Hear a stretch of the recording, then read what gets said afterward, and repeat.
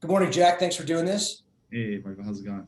Good. Jack Buffington is head of supply chain at the marketing department at DU, and I asked Jack to come and talk about the joy that is supply chain because I'm super confused, don't know anything about supply chain, and my confusion comes around why is Amazon, and obviously this is your opinion and probably based in fact, why is Amazon able to get me something in 2 days, but if I order furniture, or I had a student that ordered a Peloton stationary bike 6 months ago, still hasn't gotten it. And so I was curious, what is going on with kind of the galactic supply chain? Yeah. Well, first off, thanks for calling me head of supply chain in the marketing department. I'm the only person in the marketing department. Hey, that makes you the head. That's right. Yeah. So you're asking me an interesting question that's very complex. And a lot of it has to do with what's going on right now in the global supply chain. So supply chains run best when supply equals demand, and supply and demand are predictable. So the example you provided for Amazon is what Amazon does in their order to fulfillment cycle is they use predictive analytics to figure out what you need before you decide that you need it. They actually have patented a technique called anticipatory shopping. So what they try to do is have these items in their fulfillment center so that they know exactly what fulfillment center or what person's going to order from. Peloton's a much different example. And if you live on the coast, you drive by your ocean port, you're going to see a whole bunch of big ocean freighters out in the middle of the ocean with 15,000 containers sitting on them because the ports are so congested. And first it was the LA port, and then it was the entire West Coast, and now it's moving over to the Texas ports. And what's happening is imports are exploding because people are working from home, living most of their lives in their house, so they're buying new furniture, they're buying Peloton bikes, and a lot of these are long lead items that take a long time to take the order in, making overseas, and ship them. So you're seeing like a lot of these bigger items that are taking longer to get to you than your phone case. So okay, and you said it's called anticipatory. Sorry, the patented technique. It's anticipatory. What is it called? Anticipatory shopping. Nice. Yeah, I've read that before, which is if you've looked at something 2 or 3 times, they'll go ahead and ship it out. Right. The percentage I think I remember was 87% accuracy, which is pretty crazy, right? Yeah. So an Amazon fulfillment center is 1 million square feet, and they'll carry maybe about 10 million items. But they don't have all 10 million items in the fulfillment center at one point in time. They try to keep as less as inventory as possible. And they're getting pretty darn good at it, is predicting of who needs what by when in order to get it to as soon as possible. Awesome. So the other question I had was, what's the future? I mean, so we've all gone through the zombie. We're still going through the zombie apocalypse. What is the end result or the impact on supply chain in your mind? Yeah, well, let's start off with the future of retail. And if you want to know what the future of retail is, and you can't go there now because you can't fly, but if you went to China, you would see more of what the future of retail is looking at. So statistically, there's 4 times the number of people in China than there are in the United States. And yet the United States has 30 times the number of malls that they do in China.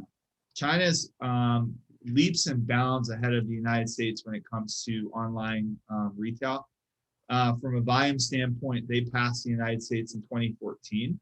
And now there's more e-commerce traffic that's happening per capita in China than the US and actually North America and Europe combined. This is being called social commerce. So if you look at this model of omni-channel e-commerce, getting things to people sooner rather than later, this thing is only going to proliferate. And supply chains are going to become more virtual than they are physical. So they'll be more reliant on electrons than they'll be reliant on oil, which to some extent is good because, maybe it'll help the environment. But there's other challenges associated with where do people work, because the whole e-commerce platform has been good for shoppers. It hasn't been so great for workers. So a lot of challenges that we face when it comes to what the future looks like. Yeah, I was going to say that model that you just described. Obviously, automation is a huge part of that. You know, so I know that the FAA has recently approved Amazon's trial with the drone delivery. So do you know if that exists? I mean, I know it's partly PR. I can see you laughing already, which is fun. But it's funny. I mean, I love Amazon because they're like, let's put out a press release and then we raise enough money to do that test. I've never seen any business model like it. They're like, hey, we're going to do this. And they go, here's another $6 billion to do what you threatened to do, right? Is that real? And if so, I would assume it will happen in China first, but I don't know. No, actually, the whole concept of drones is really going to be a rural model where Amazon's distribution. So the challenge that Amazon faces is that they're going to compete against Walmart increasingly in the future because Walmart's going to improve their presence in e-commerce. The advantage that Walmart has is they have the same number of distribution centers as Amazon, but they have 5,000 stores. And so their stores are within a drive of 90% of the US population, where Amazon doesn't have that. So Amazon will have to compete from a rural standpoint with these drones. Now, when it comes to suburbs and cities, this is completely impractical because the FAA will control a drone like they will control an airplane, which means that there needs to be some human element that follows that drone from beginning to end. Now that just makes it impractical versus those little robots that you see going around the DU campus, which is more of what you'll likely see. You'll more likely see ground-based autonomy than you will see air-based autonomy, given the security issues of what a drone can do in a big city. Agreed. Yeah, that always makes me kind of nervous, right? Yeah. Being old enough to remember 9/11, it's like you may not want to do that. Right. So the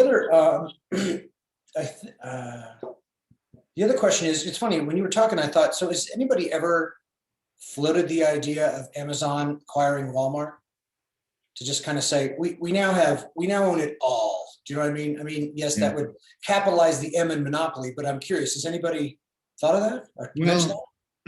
I will debate you for a beer, or we'll arm wrestle and then we'll debate that. I think in the future, Walmart has an opportunity to overtake Amazon. So Amazon advantages in the data world. You know, they have their own web services, which nobody can compete against. Yep. But Walmart will win the battle of distribution because the problem that Amazon has is their shipping costs are really going to hurt them. So even with Amazon Prime, where they get a subscription, you know, when they do next day shipping and it costs $10 to ship a $10 phone case, it's hard to make money. I think the challenge is going to become of these social commerce models like these Alibabas, which carry no inventory at all.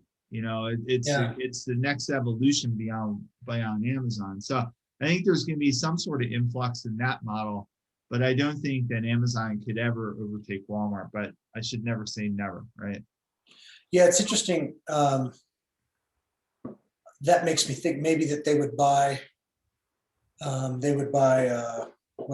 they've talked about buying the USPS before, but that's been floated as well to kind of fix that. But it's interesting when you have that much money, you're like, well, you know, ridiculous things are like, no, we could do that. And you're like, okay. So I don't know, we'll see. Or FedEx. I mean, I know that FedEx now they're competing head to head. Anyway, it's a fascinating conversation. I might ask you to discuss this again to make good on the threat of the arm wrestle, because I think that's awesome. But I really appreciate the time and fascinating topics. Thank you, Jack. All right. Thank you, Michael.